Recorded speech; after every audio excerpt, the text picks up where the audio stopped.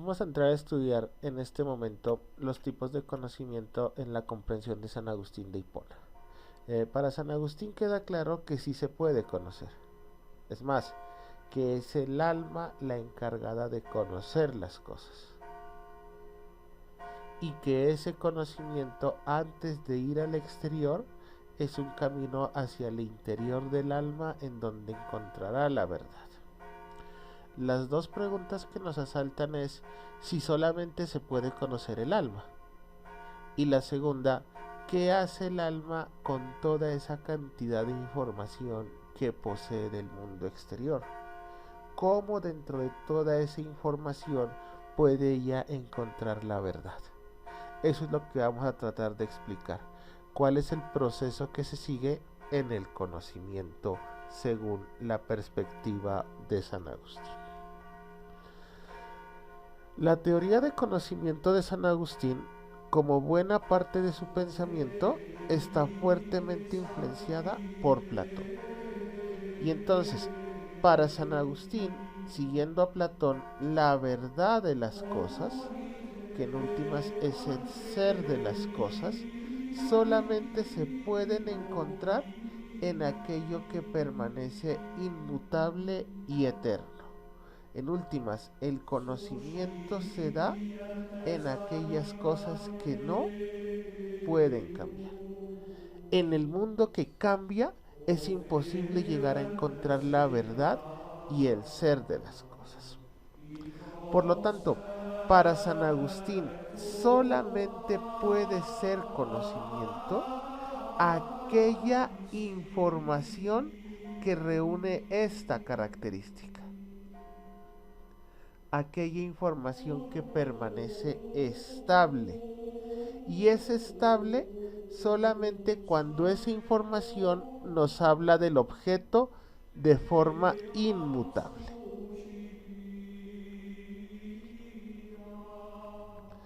Sin embargo, lo primero que encuentra el alma, ¿sí? El elemento fundamental que va a encontrar el alma cuando se vuelve a sí misma, es un cúmulo inmenso de sensaciones. ¿Qué son las sensaciones fundamentalmente? Las sensaciones son aquellas representaciones que tenemos de los objetos sensibles. Podemos llamar las sensaciones como aquellas huellas que permanecen dentro del alma y que son el estímulo de esas sensaciones. Según San Agustín, el alma aprovecha esas sensaciones. ¿Para qué? Para formar dentro de sí una imagen. Dicho en otras palabras, lo que va a hacer el alma es, primero, captar esas sensaciones. Y esas sensaciones, en un segundo momento, las va a transformar en imágenes, como en especie de fotografías, que, paso número 3, se van a guardar en la memoria. El problema es que, como hemos dicho, estas imágenes son cambiantes y no nos dan la verdad de las cosas. Entonces, el alma debe ir más adentro y va a encontrar que, además de sensaciones, que es lo primero que ella encuentra, va a encontrar también que existen unos modelos con los cuales nosotros juzgamos las sensaciones. Y en la medida en que yo establezco un juicio de las sensaciones, determino la validez del mundo exterior. Por ejemplo, yo puedo estar viendo manzanas, un conjunto de manzanas. Vamos a situarlas como la X. Aquí veo, estas son manzanas. Y acá yo miro peras. Pero las manzanas y las peras tienen algo en común. Y es que siempre van a ser 4. Entonces las sensaciones como tal pueden cambiar. Yo puedo tener sensaciones de manzanas que son diferentes a las sensaciones de las peras. Pero las dos están articuladas bajo un modelo, un molde, el 4. Y es que así sean peras o así sean manzanas, siempre van a ser 4 para mí. En ese sentido, entonces, piensa San Agustín que aparte de que sean peras o aparte de que sean manzanas, hay algo en el alma que nos permite a nosotros ordenar y estructurar esos datos sensibles. Y ese algo que a mí me permite estructurar esos datos sensibles son unas especies de reglas que no cambian, o sea, que permanecen de forma inmutable y de forma eterna. Esas reglas no solamente pertenecen a la matemática, o sea, no solamente hay reglas matemáticas para denominar el mundo sensible, sino que esas reglas también son metafísicas, morales, estéticas, ¿sí? Y entonces hay un cúmulo de reglas que son universales. Entonces, San Agustín afirma, cuando el hombre no decide no salir al exterior, sino cuando el hombre decide volverse y encontrarse con el alma, va a encontrar el verdadero conocimiento. Y ese verdadero conocimiento es la capacidad que tiene el hombre de juzgar las cosas a partir de reglas o modelos que han sido preestablecidos en el alma. Aquí podemos ver la fuerte influencia de Platón. Existen unas reglas y modelos preestablecidos que nos permiten juzgar las cosas. Y con esas reglas, con esos modelos, el alma consigue un conocimiento de tipo científico y obviamente racional de las cosas. Un conocimiento que sí podemos llamar nosotros verdad. Pero este conocimiento no es el conocimiento superior para San Agustín. Existe un nivel de conocimiento más superior. Y ese nivel de conocimiento superior es un conocimiento contemplativo, en donde el alma es capaz de contemplar directamente los modelos. Aquí recuerden la palabra moldes en Platón, ¿sí? Es cuando el alma es capaz de contemplar directamente esos modelos, esos moldes de las cosas.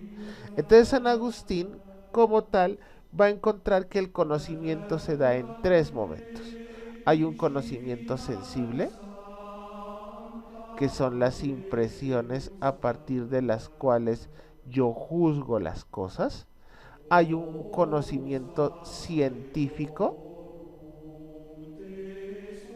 que es cuando yo utilizo unas reglas que no cambian para hablar de ese mundo sensible. Y hay un conocimiento contemplativo, que es cuando yo soy capaz de encontrar y de contemplar directamente los modelos de las cosas.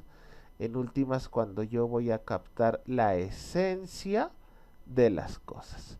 Pero ese es el nivel más superior de conocimiento. En conclusión, podríamos decir que San Agustín distingue 2 tipos de conocimiento. Un primer conocimiento, que lo denomina San Agustín un conocimiento inferior, en el que la razón como tal se ocupa del mundo sensible. Se ocupa de explicar el mundo sensible a partir de patrones y de modelos que el alma posee. Este tipo de conocimiento a partir de esos patrones y modelos preestablecidos es lo que le permite al hombre obtener la ciencia, en latín ciencia. Pero hay un nivel de conocimiento más superior en el que la inteligencia, ya no la razón, se ocupa del mundo inteligible, o sea, del mundo que está más allá de los sentidos. En última, se ocupa de los modelos a partir de los cuales yo entiendo el mundo sensible. Y cuando el hombre es capaz de contemplar esos modelos, se llega a la sabiduría, a la sapiencia en latín. Por lo tanto, para San Agustín, estos modelos eternos, que son las ideas de Platón, ¿sí? Estos modelos eternos con los cuales el hombre establece un juicio del mundo, con los cuales el hombre juzga el mundo, no pueden provenir del mundo exterior, porque todo lo que hay en el mundo exterior es mudable, todo lo que hay en el mundo exterior cambia constantemente. Y estos modelos son eternos, o sea, no pueden cambiar. Por lo tanto, esos modelos no provienen del mundo exterior. Pero tampoco pueden provenir del alma, porque lo único que hace el alma es contenerlos. Esos modelos, esas ideas, ya están previamente establecidos. No los produce el alma. Por lo tanto, para San Agustín, esos modelos solamente pueden provenir de algo que sea eterno y que sea inmutable. Y lo único eterno, lo único inmutable es Dios. Por lo tanto, esos modelos eternos tienen su origen en Dios. Ahora bien, aquí asalta una pregunta, ¿no? Y es, ¿cómo podemos nosotros, que somos seres temporales, en últimas nosotros que somos seres finitos, conocer esos modelos eternos que son infinitos? Porque la lógica siempre lo había planteado, ¿no? Y es que lo finito no puede contener lo infinito. Entonces, ¿cómo nosotros tenemos esas ideas que son los pensamientos de Dios? Para responder a esta pregunta, San Agustín elaboró una teoría, que es la teoría de la iluminación. Esta teoría tiene un corte platónico, y aquí nuevamente vamos a ver la influencia que Platón tiene en el sistema de San Agustín. Platón partía de la idea de bien, y Platón afirmaba que esta idea es como el sol, el cual hace visible los objetos inteligibles. Y así como el sol hace visible a los objetos materiales, para San Agustín, esa misma función desempeña Dios. Dios es lo mismo que la idea de bien en Platón. Y entonces lo que hace Dios es cumplir la función de aquella luz inteligible sin cuya intervención el hombre no podría acceder al conocimiento de los objetos. Y San Agustín dice entonces, así como el alma no puede por sí misma iluminar los objetos sensibles, sino que precisa de una luz exterior que los alumbre, tampoco el alma puede hacer visibles por sí sola a los objetos eternos. Por lo tanto, el alma tiene que recibir una iluminación que parta o que provenga de una luz infinita, en últimas que provenga de Dios como tal. La luz a partir de la cual accedemos al conocimiento es Dios. Ahora la pregunta que nos asalta es, ¿qué significa Dios para San Agustín? Vamos a estudiar el problema de Dios para San Agustín. Lo primero que tendríamos que decir y es que en torno al problema de Dios gira todo el pensamiento agustiniano.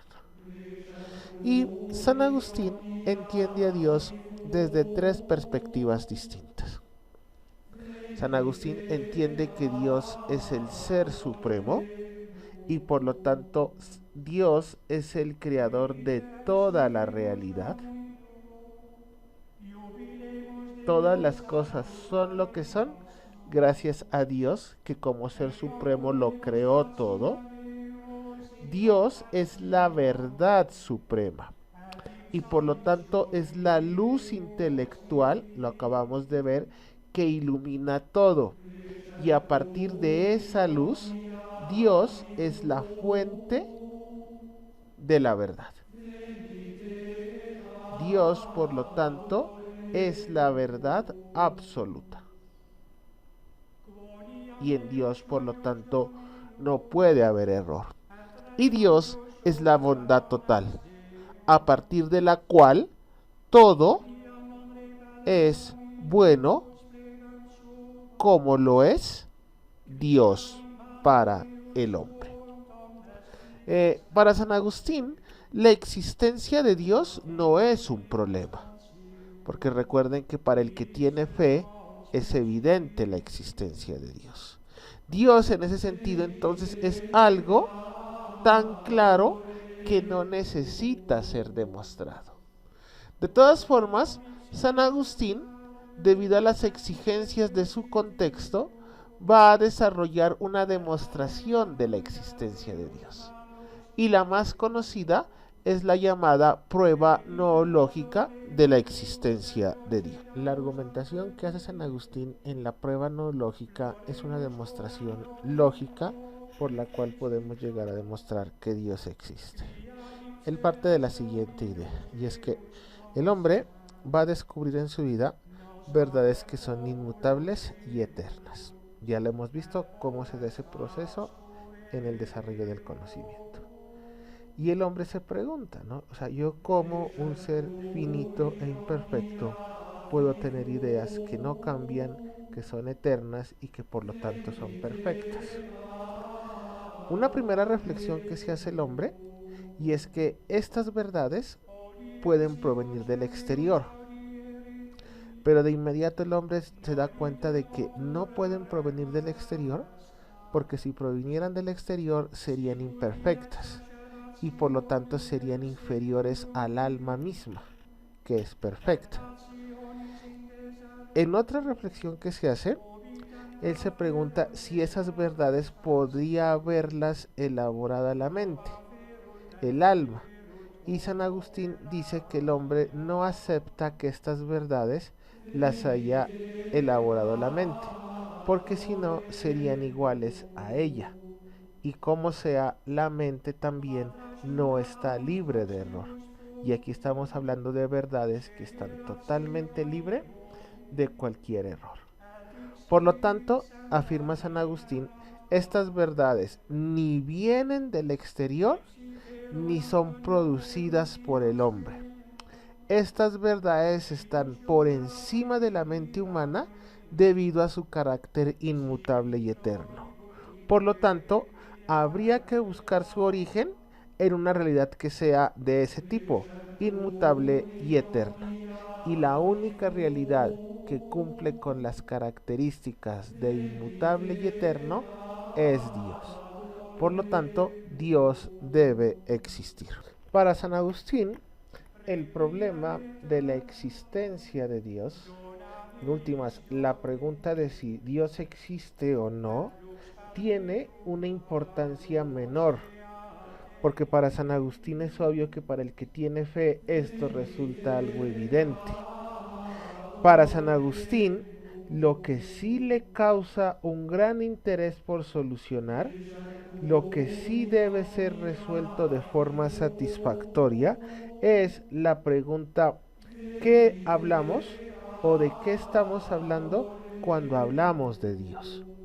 Y en ese sentido, la pregunta que sí San Agustín busca resolver es la pregunta: ¿qué es Dios?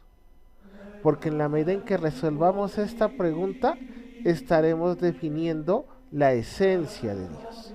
Y en últimas, ¿qué es lo que hace que Dios sea Dios? Para iniciar esta reflexión, San Agustín toma una cita del Antiguo Testamento, una narración bíblica, la narración de la zarza ardiendo, en donde Dios se le aparece a Moisés en un arbusto en llamas. Y Dios le dice en ese arbusto, o por medio de ese arbusto, cuando le pregunta a Moisés que quién es, Dios le contesta: yo soy el que soy. Agustín retoma este relato y esta afirmación de un profundo sentido filosófico para identificar a Dios con el ser,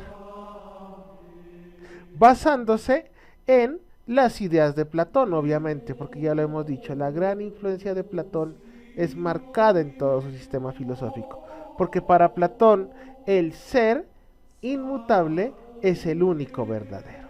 Por lo tanto, Dios, antes que nada, tiene que ser, es el ser que no cambia, el ser que determina la existencia de todo lo real.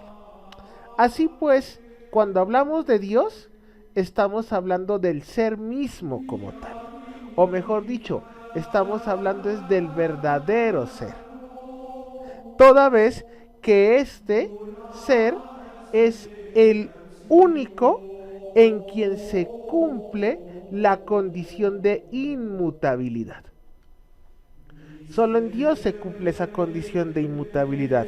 ¿Qué es lo que dice la condición de inmutabilidad? Y es que un ser solo puede ser lo que es.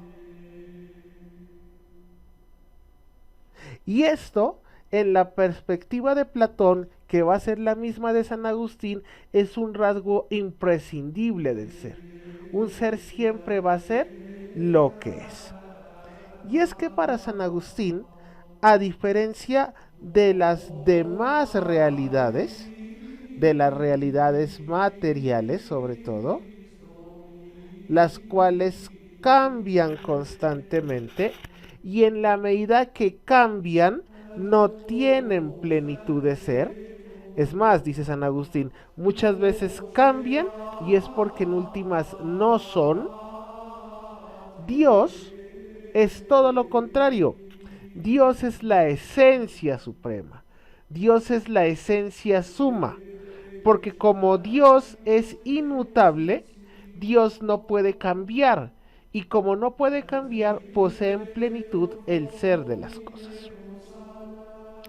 Ese Dios del que habla San Agustín es el Dios cristiano.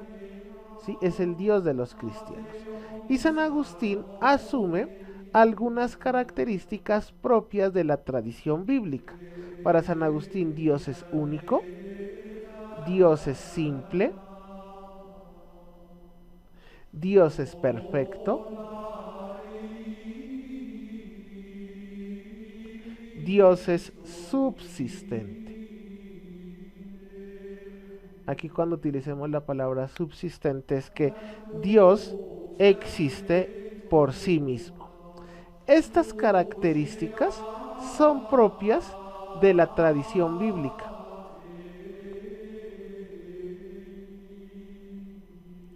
Y San Agustín las asume porque son compatibles con la tradición del ser. Pero a esas características, San Agustín le agrega otras características propias de la tradición filosófica, especialmente de la tradición platónica. Y es que además de ser único, simple, perfecto y subsistente, Dios es el bien, Dios es el principio de todas las cosas y Dios es la verdad esencial de todo lo que existe. 1, 2, 3.